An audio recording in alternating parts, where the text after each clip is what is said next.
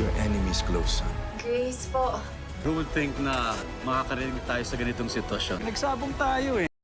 Pinagsabihan ni Jaime si Eleazar na nag-aalala siya dahil baka manalo si Rafael at matalo naman siya, na agad namang diniday ni Eleazar at nanindigan siyang hindi siya natatakot. Pero paano kung pareho silang matalo? Lalo't alam ng mga tao na nag-overdose si Mercedes, kaya kung si Rafael ang tatakbo bilang Pangulo ay hihilain siya sa mga iskandalo na kinasasangkutan niya. Giniit naman ni Jaime na buti na lang hindi si Eleazar ang magdidesisyon, kaya tumawa na lang ito.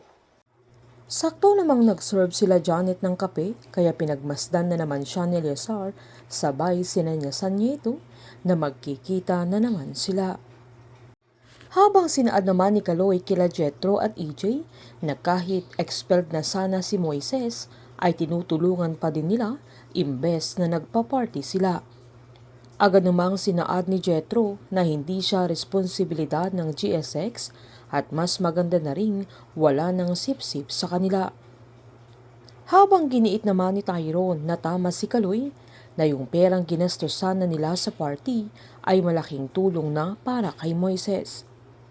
Dahil dito ay uminit ang ulo ni Leon nang marinig niya ang sinabi ni Tyrone, kaya nilabas niya ito, sabay kinelyuhan niya at pinagsabihan niyang binubuyo niya ang mga juniors nila na tulungan nila si Moises. Pinaalala ni Tyrone ang isang rule nila na tutulong sila sa mga taong nangangailangan, pero sinumbat ni Justine na hindi sa mga taong marunong makialam dahil ikalalaglag ng grupo nila ang bagay na yun. Sabay sinabihan niyang ang tigas ng ulo ni Tyrone, kaya agad humingi ng tawad. Sabay sinaad niyang wala na si Percy, kaya bakit parang takot na takot pa din sila. Sakto namang pinuntahan sila ni Steven at giniit niyang tumawag ang daddy niya dahil nasa ospital si Mercedes at na-overdose siya, kaya agad-agad umalis si Justine na sobrang nag-aalala. Habang pinuntahan ni Eleazar si Janet sa isang hotel, na agad niyang pinahiga sa kama. Pero bago pa may mangyari sa kanila ay may kumatok sa pintuan, kaya agad-agad tumayo si Janet na nakangiti pa ito, pero laking gulat niya nang hawak-hawak na ng mga security guard ni Eleazar ang asawa niya. Agad namang lumabas si Eleazar mula sa kwarto at sinaad niyang may nagsabi sa kanya na hinatid siya mismo ng asawa niya doon at plano nilang itrap siya para perahan.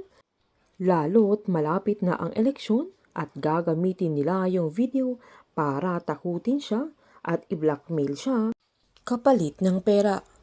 Pinagbantaan sila ni Eleazar na pwede na silang ipaligpit ng mabilisan, kaya takot na takot ang mag-asawa na ang alam nila ay maiisahan nila si Eleazar, pero mas mautak ito, lalo't desidido siyang tumakbo bilang Pangulo, kaya ingat na ingat siya sa kanyang mga galaw.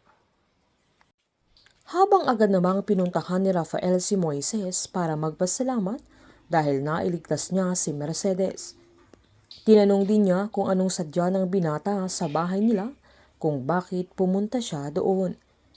Giniit ni Moises na medyo wrong timing siya at nasa hospital din ang tatay niya at nagbabaka sakali siya, pero giniit niyang madaming nangyayari sa araw na yun. Giniit nitong sa susunod na lang siyang magpapatulong, pero sinaad ni Rafael na walang problema, kaya tutulungan niya ang tatay niya. Sabay giniit niyang may hihingin din siyang pabor mula sa binata. Sakto namang dumating si Justine na alalang-alala, kaya agad niyang tinanong kung anong nangyari sa mami niya. Imbes na matuwa si Rafael ay nagalit ito dahil amoy alak ang binata, kaya tumaas ang boses niya na napasigaw ito.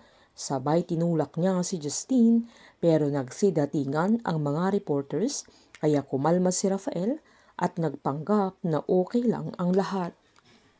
Mas lalong mapapaisip si Moises dahil sa mga galaw nila at mga pagpapanggap kapag nakaharap sa media. Habang sa pagtulong naman ni Rafael kay Mang Estong, ay magkikita na sila ni Grace at iba ang pakiramdam ni Rafael sa dalaga na wala siyang kalamalam na ang pamilyang tinutulungan niya ay mismong pamilya ni Christine na babaeng minahal nito. Painit ng painit ang mga tagpo, sabay-sabay po nating subaybayan ang advance episode ng Pamilya Sagrado dito lamang po sa aking channel. Patuloy lamang pong manood at mag-subscribe para ma-update po kayo sa mga susunod na episode. Marami pong salamat.